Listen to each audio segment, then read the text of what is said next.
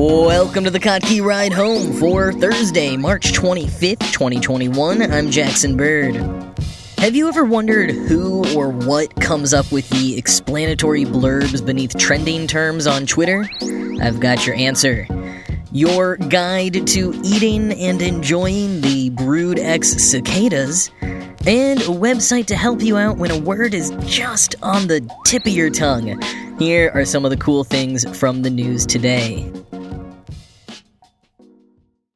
Alright, so this is something that I have been wondering about for a while, partially because I'm curious if it's something that's actually fun to do, as I've always thought it might be, or if it's actually the worst. I'm talking about being one of the people charged with writing the descriptions about why something is trending on Twitter. Now, if you're not on Twitter, or if you left a few years ago, or just never look at the trending topics, no matter how much they're shoved in your face on the interface, basically in 2020, Twitter stopped letting the trends speak for themselves and started occasionally adding short explanatory blurbs beneath the trending term about why something was trending. Now, as Slate points out, this is especially useful when you see, for example, a town's name trending, because here in the US, we would usually assume that means there's been a mass shooting because our country is terrible. But sometimes it just means some popular streamer mentioned an old quote or meme referencing that town. So the short descriptions added by Twitter can calm a lot of anxiety and misinformation. Or another classic example is how frequently a celebrity you haven't heard from in a while is trending, and you worry they've either died or been found out as a serial abuser, but nope, looks like people just think they're one of the contestants on The Masked Singer. I also learned at the start of the year to never click on the names of old TV shows that were trending on Friday mornings because they always held spoilers for WandaVision. Now, as Slate puts it, quote, "This seems like a fairly straightforward concept, but Twitter has grown increasingly cavernous throughout its 14 years of existence. The memes and hashtags that occupy the trending tab today are almost Ouroboros-like in nature. To get the joke, you often must rely on a tight cycle of references, insider knowledge, and necrotic, extremely online brain poisoning. The What's Happening tab is less a big tent reflection of the discourse and more a distillation of the vast, unknowable variations of the human experience. It is composed of all these pocket dimensions, each equipped with their own insulated, myopic posting norms. Here's an example. Last month, the word platinum popped up on the trending feed. Why? Twitter described the origins in its caption this way. The Pokemon Company announced remakes of Pokemon Diamond and Pearl, but did not mention the fan-favorite Pokemon Platinum, a later version of the game which addressed many of the issues associated with Diamond and Pearl, like the extremely slow pace.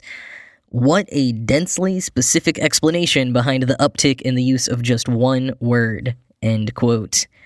Now, as someone who was just a few years too young to join the internet culture wunderkinds who launched Know Your Meme, I've always had the thought that this job of quickly getting to the bottom of why random words are trending is one that I might really enjoy, except for the fact that I'd have to work for, Twitter. And unsurprisingly, Twitter had tried in the past to use AI to come up with the explanatory blurbs, but Joanna Geary, Twitter's senior director of curation, told Slate that it was never quite right. She said, quote, "You need the nuance and context, and it needs to be coming from a person." End quote. Enter Victoria, whose last name is smartly omitted for her own protection. Quoting Slate again, Twitter announced its contextualization campaign on September 1st and tasked a slew of writers all over the world to add a little bit of supplementary text to the day's news. Geary says that the team tends to ignore the hourly headlines that are overwhelmingly obvious. There doesn't need to be a short inscription on, say, #MondayMotivation or something similarly self-explanatory. Users can figure that one out for themselves. But whenever something more esoteric floats to the platform's surface, be it a nuclear Marjorie Taylor Greene take or the whims of a mega YouTuber, this crack team of professional explainers gets right to work. Victoria tells me that because of this work, she's become exponentially more familiar with Twitter's gradient of fandoms. The way she puts it, her responsibility is to assimilate among those who keep pushing those strange, mangled trends to our timelines. In practice, that means Victoria had to recently embark on an all-encompassing Minecraft deep dive. The massively popular block-building game, first released in 2011, is in the midst of a minor renaissance, and the names and catchphrases of individual Minecraft streamers frequently orbit to the top of the trending apparatus. Victoria resolved to embed herself in the game's lexicon to truly know it and speak it so that she could parse its frequently appearing trending terms. There's no educational cheat sheet in a job like this. End quote. So watching countless hours of Minecraft streams, reading through the fandom wikias, and tons of tweets is the first half of the challenge. The second half is translating that to people who don't have the esoteric knowledge you've just crammed into your brain. Because if you're already in on it, you don't need the blurb. The blurbs are for people who have barely heard of Minecraft and need to know if they should check up on their cousin who lives in the town trending at the top of the Twitter trends. And doing that in just a sentence or two, as opposed to a 3,000-word explainer article, is a skill unto itself, and one that Victoria says has rewired her brain. She and her colleagues also have to stay impartial on trending topics, which I imagine can be tough. One useful tool they've employed more and more recently is simply saying, X group of people is reacting to Y thing. For example, when there was a lot of heated and gross stuff going around about Lola Bunny after the new LeBron James Space Jam movie posted some first looks, the Twitter blurb simply said, "People are reacting to Lola Bunny's new design," which Slate calls the understatement of this young year. Now, as for how Victoria and her colleagues stay mentally well when their job requires them to be mired in the deep inner sanctums of occasionally stomach-churning content and a swirling paradox of hot takes, when they, as Slate says, quote, bravely serve as the interconnective tissue between every microscopic faction of the terminally logged on, end quote. Well, the article actually doesn't get too into that, and I would love to learn more about it myself, but one thing that it does point out is that one of the worst parts of Twitter is how siloed people can be on it, thinking not just that everyone on Twitter is following the same inane controversy they are, but that everyone in the world is aware of it, when that could not be further from the truth. And Slate points out when your job is to penetrate those silos and view everything both from high above and deep within the weeds of so many different terrains, you can be reminded of the vast, diverse world that exists there. While the sacrifice is having to see some unsavory content, the benefit is being reminded that no one of those unsavory posts is dominant, no matter how much the people flocking around it and making it trend may think it is. The utter randomness of some trending terms should be a regular reminder of just how many different ways so many different types of people really are using Twitter, not just the blue checkmark media elite and not banned yet Magarati. And that's refreshing, I think. You know, while you may not want Victoria's job, you can at least get a peek at that by switching from the trending tabs customized for you that's usually automatically shown to the actual non-targeted trending list. Oftentimes, it makes no sense on first glance, but once Victoria and her colleagues get their hands on it, you can usually discover some slice of the world you were previously completely unaware of. And I, at least, find it's a nice break from the algorithmically designed echo chamber I usually live in.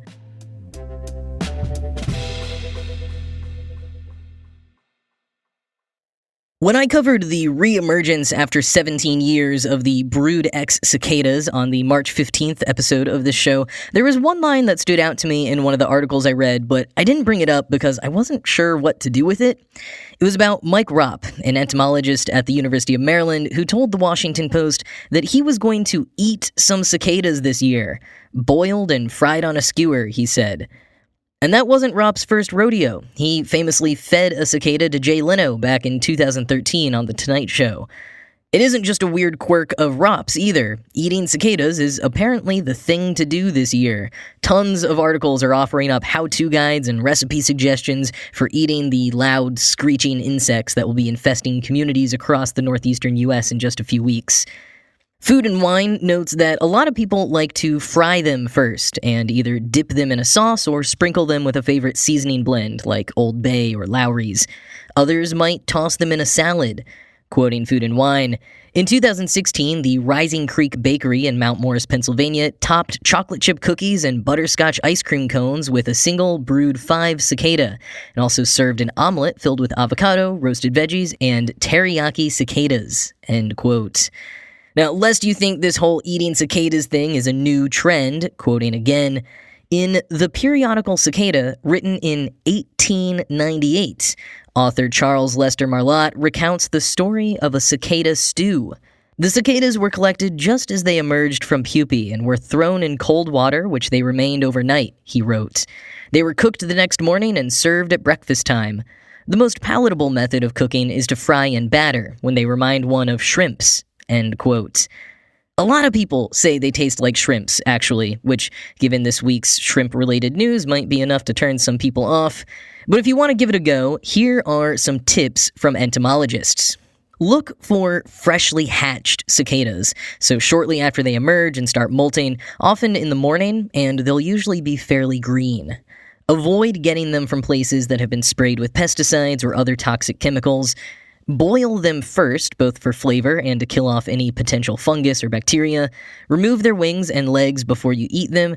And if you have shellfish allergies, sorry, but you should probably sit this one out, or at least talk to your doctor first. And if cicadas turn out to be a gateway delicacy for you, Food & Wine has you covered with a wine pairing list, so you'll know just which type of wine to drink if you're dining on grasshoppers, mealworms, crickets, or more.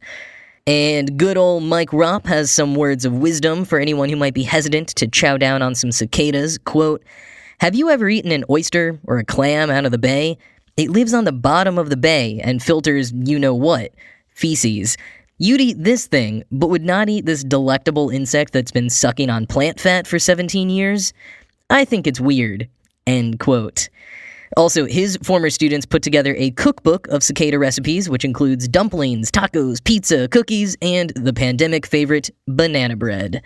You know, the one time I've eaten insects, except perhaps as a small child after seeing that one Timon and Pumbaa scene in The Lion King, and then being severely disappointed, was when there was a truck in Union Square that was giving out free insect-topped food, and if you ate it, you got a heavily discounted subscription to The Economist. So, of course, I ate that cricket-topped waffle with gusto. But hey, maybe I will have to try some cicada cookies this year.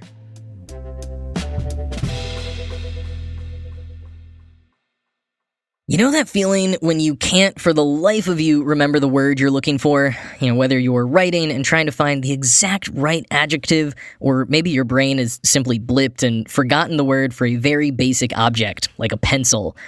Well, I recently discovered a site that can help with that. It's called OneLook, and among their many different features, they allow you to type in any kind of phrase or collection of words you want, and it will generate suggestions for what you might mean. Now, the results aren't perfect. Sometimes you're just too far removed from the actual word to get close, and it also returns a full 100 results for you to search through. I've found the correct word is usually around the 5th result, and then after that, especially once you get to 30 or so, the words are almost completely unrelated. For example, I searched, "when your cheeks turn red," and got the results blush, flushed, rouge, ruddy, redden, and several other related words, but towards the end of the list, there was also New Zealand wineberry, mountain box, tour, and Josh. Just Josh. You can also filter results by parts of speech, so just nouns or just adverbs, etc. But to really put it to the test of being helpful when you forget a particular word, I looked up people on Twitter who say they forgot the word for various things. So for example, someone forgot the word for fork and instead used eating stick. If they had gone to OneLook and searched eating stick, fork would have shown up as the 5th suggestion. Then there was someone who forgot the word for syrup and called it maple pudding. Syrup came up as number 7 when searching for maple pudding. Not bad. And I was actually pretty surprised that searching someone's invention of ATM for sweets did correctly come back with vending machine, albeit at result number 26. So try to remember it next time you're having one of those brain blip moments, but I think it is really useful as a writing tool. You know, sometimes you're writing about something generally or repetitively, and you need to vary your word choice around a certain topic. You can use this reverse dictionary and get a whole host of related words to pick from, or, as part of OneLook's normal dictionary feature, they also give you the ability to search for words related to another word, or related to the concept of something, like snow or green fruits, or which start with the same syllable, like words that start with blue.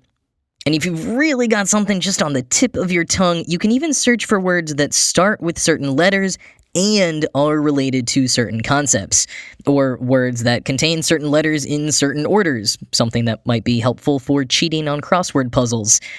The site can also answer simple questions, not directly, but again by generating related word suggestions. But, if technically you know the answer and just forgot the right word, you'd easily be able to recognize the correct one on the list. It's seriously a bit of a powerhouse of a tool for finding the words or phrases that you want, and I am so glad that I stumbled on it. So just wait for my word variety to increase exponentially in upcoming episodes.